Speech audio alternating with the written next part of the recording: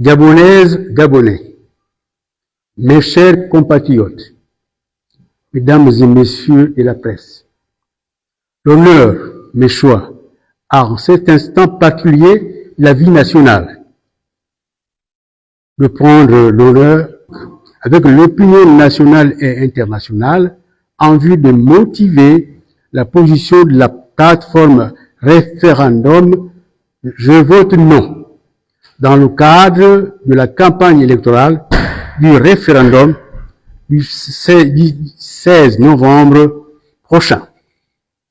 Dans cette fièvre électorale visant à se prononcer sur l'adoption ou non du projet de constitution soumis à référendum, la plateforme référendum Je vote non invite le peuple gabonais dans son ensemble à se rendre massivement aux urnes et à voter de manière écrasante en faveur du non.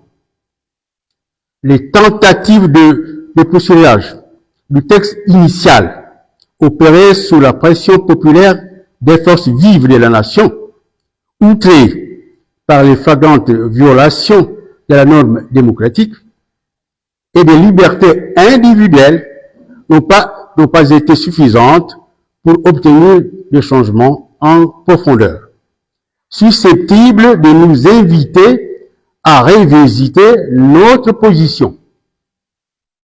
En termes de dispositions discriminatoires justifiant notre appel à voter non, nous pouvons notamment citer, entre autres, l'article 69 qui fait le lit à l'instauration d'un régime hyper-présidentiel qui sape le principe de séparation des pouvoirs entre l'exécutif, le législatif et le judiciaire, en mettant à mal l'indépendance du pouvoir judiciaire.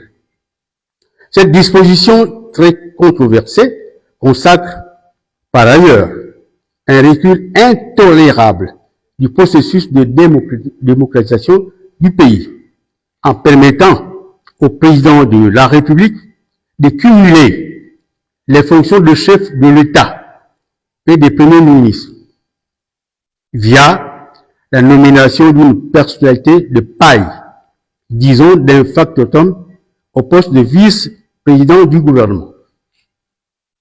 Cette constitution, enrobée des justices des vainqueurs, consacre toute haute but la vacuité du futur Parlement qui pourrait être réduit, en cas de victoire du oui, en simple chambre d'enregistrement.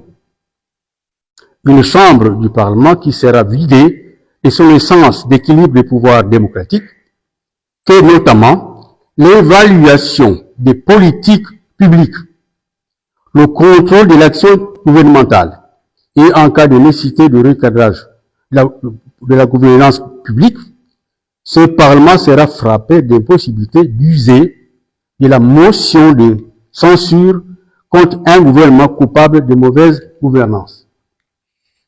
Cette comble de mutation du Parlement en simple chambre d'enregistrement, l'impossibilité pour le peuple souverain de bénéficier des canaux légaux pour imposer une nouvelle orientation politique au sommet de l'État, via la cohabitation politique, qui permet notamment l'arrivée d'un premier ministre issu de l'opposition politique en cas d'obtention de la majorité parlementaire à l'issue d'élections législatives. Cette tradition démocratique, en cours dans le monde du projet de constitution, venait à prospérer. Les acquis des libertés publiques obtenus de haute lutte sont également mis en cause dans ce projet de constitution. Nous en voulons pour preuve le droit aux réunions publiques, hier encore soumis à une simple lettre d'information, se retrouve dans ce projet de constitution conditionné à une autorisation du ministre de l'Intérieur, l'autorité. Autocratie, quand tu me tiens. Je répète, autocratie, quand tu me tiens. Autre sujet de controverse et de violation des droits civils et politiques. Citons l'incongruité visant à imposer des critères de limitage dans le processus d'accès à la fonction présidentielle. Une simple lettre d'information se retrouve dans ce projet de constitution conditionné à une autorisation du ministre de l'Intérieur, l'autorité. Autocratie, quand tu me tiens. Je répète, autocratie, quand tu me tiens. Autre sujet de controverse et de violation des droits civils et politiques. Citons l'incongruité visant à imposer des critères de limitage dans le processus d'accès à la fonction présidentielle.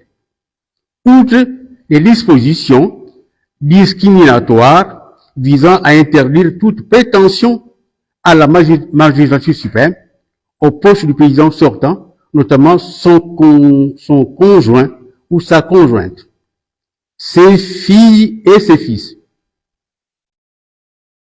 Sur un tout autre plan, la plateforme référendum Je vote non réaffirme son attachement aux principes démocratiques conventionnellement admis dans le monde, notamment celui du quinquennat, c'est-à-dire de la durée du mandat présidentiel à 5 ans, contre les 7 ans, c'est-à-dire le septennat proposé dans ce projet de constitution. Nous dénonçons, d'autre part, la cécité politique des rédacteurs de cette montagne d'iniquité qui, via un mensonge d'État, évoque le caractère indépendant du Gabon, qui demeure pourtant une néocolonie, sous tutorat de la France, via des accords de soumission abusivement dits de coopération.